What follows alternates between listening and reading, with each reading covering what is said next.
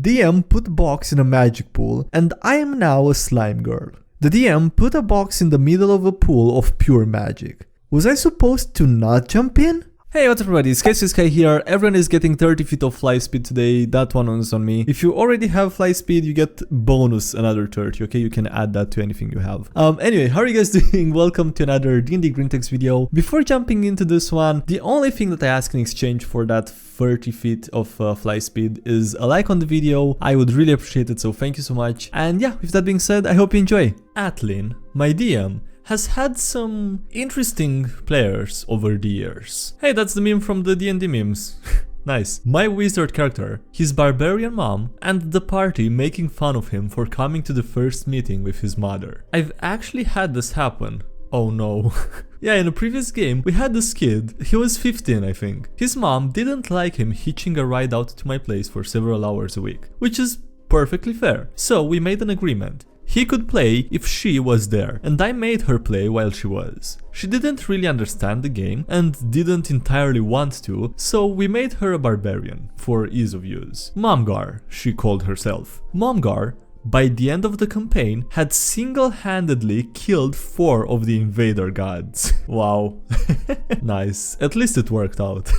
Momgar. Nice one. Damn, dude, that was wholesome. I don't know why. I mean, I know why. It's because of how the majority of the stories are, okay? But this was really wholesome. This was actually really cute. I was expecting something bad. Yeah, I don't know. Anon is a dumbass. D&D stories thread. I'll start. Bimi, invited to join some guys for Dungeons and Dragons. I offered to use my place since I'm the only one with the books. Everyone here, including me, is new or hasn't played in a year or 2. There's 5 people and 1 no-show, so there's a party of 4. I DM'd the first session. I just used a dungeon from the Essentials kit. The session was really just to get everyone warmed up and to help show the new players the rules in practice. Everything goes well and we agree to meet up next week for the real game. I loan one of the new players my books to make a dungeon and get everything set up. Day of the real session arrives. The new player DMs. Okay, I was really expecting I was expecting for some reason the guy to never return with the books or something. Okay, good, so he returned. And he does a good job and gives challenging encounters. Before I go into the next part, a bit of background. I wanted to cover the DM as much as possible since the DM was talking about how difficult it would be. Decided to make a character who would never roll bad. Lightfoot Halfling Wild Magic Sorcerer with the Lucky feat.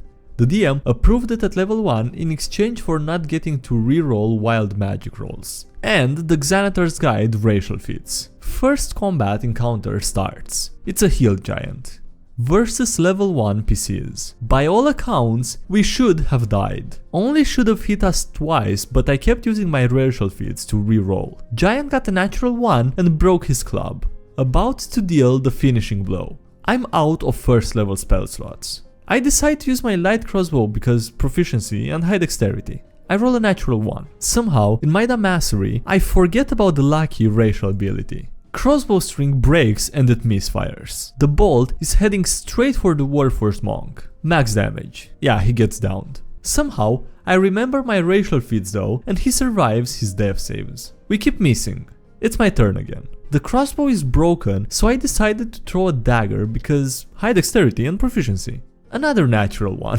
Once again, I forget about the whole reason that I made this build. The dagger embeds itself in the head of our paladin. Brings his health low. My face when the heal giant never hit us once. My face when I'm the greatest danger to the party. Can you imagine trying to make the luckiest character and literally doing the opposite of that? Jesus Christ. Well, mainly because you forget that you're lucky, but like that's also unlucky in itself, so... By the way, I really like how the story ended, because the player wanted to mess with the DM and he wasn't able to. This was great. This was karma and this was beautiful to read. That time that I rolled open pit on the forest encounters table. Bimi, humble DM who uses a random table to flesh out traveling between locations. Be my party, always suspicious of everything. I'm checking what the D100 roll my players made for the second random encounter of the day. It's a 31. Open pit. I decide immediately that the pit is just an empty pit. You spot a small clearing off to the north of the trail. It appears that camp was hastily made here several days ago. My players. We investigate. You enter the clearing and quickly discover that a very deep hole has been made here. It's around 15 feet deep with a 5 feet radius. There is no mound of dirt nearby, so you are guessing that it was here long before the camp. Players are starting to ask all sorts of questions. I ask them for checks. Their results are not great. One prepares a rope and climbs down the pit, wanting to dig a bit around. Ask for a check and he rolls fairly poorly. Well, you find a small boulder. It's an interesting shape. It kind of reminds you of the torso of a creature around the size of a goblin.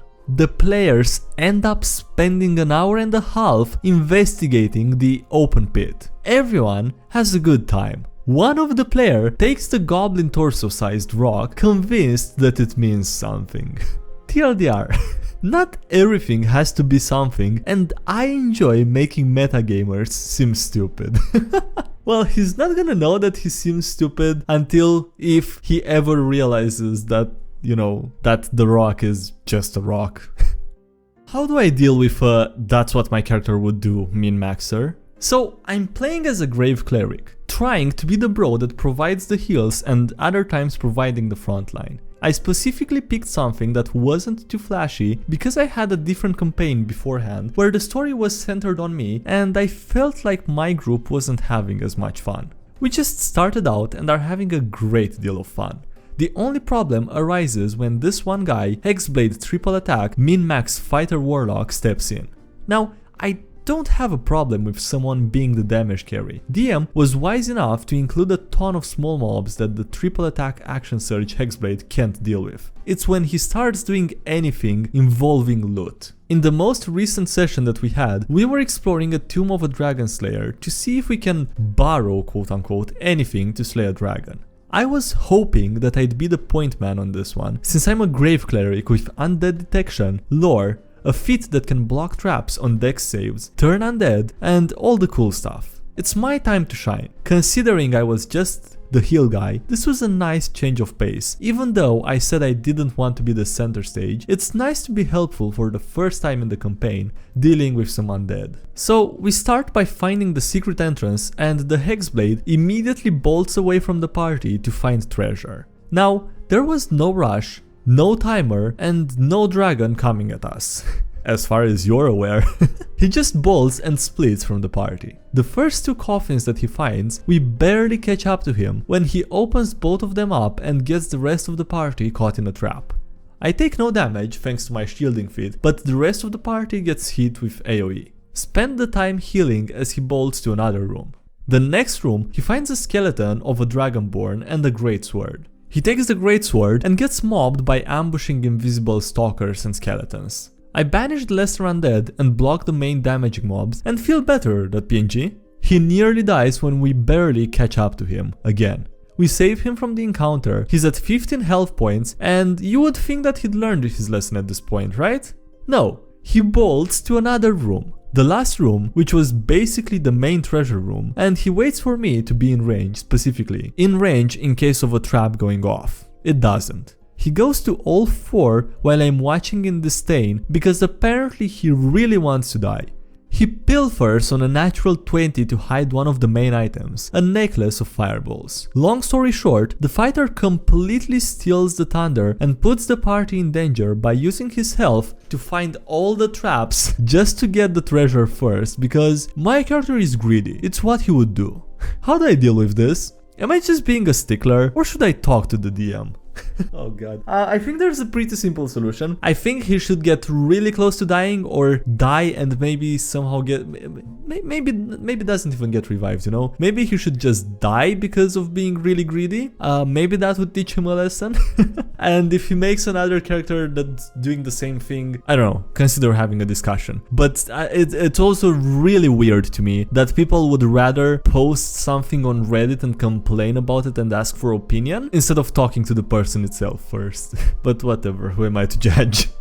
Poison searching. After a big battle with poisonous demons. The level 9 monk. Okay, I'ma look for poison left by these demons. Me, the DM, begins an explanation of why there's little to no poison after the green dragon shenanigans. Monk, softly. It's for roleplay reasons. Silence. You've never found such intense and concentrated poison. I don't get it, but I don't think that I want to get it. DM put box in a magic pool, and I am now a slime girl. The DM put a box in the middle of a pool of pure magic. Was I supposed to not jump in? I turned into goo. Our artificer lost an arm. Our bard now has an evil sorcerer in his head. Our warlock admitted to being a cultist. Our other wizard made a tree in the magic, which is now a flesh tree. What? What? Oh god, okay. He made a tree using magic and it's a flesh tree? Jesus. Our blood hunter got to watch. He didn't, nothing happened to him, nice. Because all of this started when he wouldn't let me drag him away from the pool. I am a slime girl until the wish spell dictates otherwise. Welp, we have Pandora's box now though. Science is good. Big hobbled artificer, coal. Black powder weapons and such are available. Important for later. Know the glyph of wording and acquire dust of owl beast thing, cart, horse, and magic metal from a blacksmith whom my party killed for no reason. With a big discount. I tinker with a gun and get a natural 20. I invent the equivalent of a full auto revolver. Takes approximately 3 millennia to reload. Move on to fight a gold dragon that's terrorizing the town or something. Go in the dragon chamber alone when he's sleeping. Try to steal a shedded scale so that I don't have to fight something 50 times my size. I fall into the gold pile and wake it up. I talk to it for a moment before realizing that kobolds do not naturally speak draconic. Roll back a minute and start drawing in the cave dirt with a stick. It's a masterpiece. I used MS Paint and it looked like a 5-year-old drew it. After I got the general message of give scale so village don't kill you, the party arrives. One of them has comprehend languages. I still have paint open and start drawing on the wall. They talk it out and we have 2 good scales. No one noticed I was still in paint while they were talking. We get out and ride the cart down the hill. We show the scales to the quest NPC. He says that we should have brought the horns of the dragon. We point out that they are probably bigger than the cart, so how are we supposed to carry those? He wants to keep the scale, but we say no and get a lesser reward of only 600 gold pieces. Inflation is unavoidable. Go to the cart and make a belt with tubes poking out of magic metal. Inscribe it with Glyph of Gust. Reinforce the glyph with gold dragon scale grinded to a dust and end up with a Titanfall jump pack. Here are the stats. It has 6 charges per day. You can jump into the air expending 2 charges, and you can boost forward 10 feet expending 1 charge. You can also break a fall at any height, also for 1 charge. It's quite expensive, but I stole most of the things that I used to get it. Time to move town so they don't come after us. Until next time, where I overthrow some guy who's running an authoritarian village. Oh god, okay.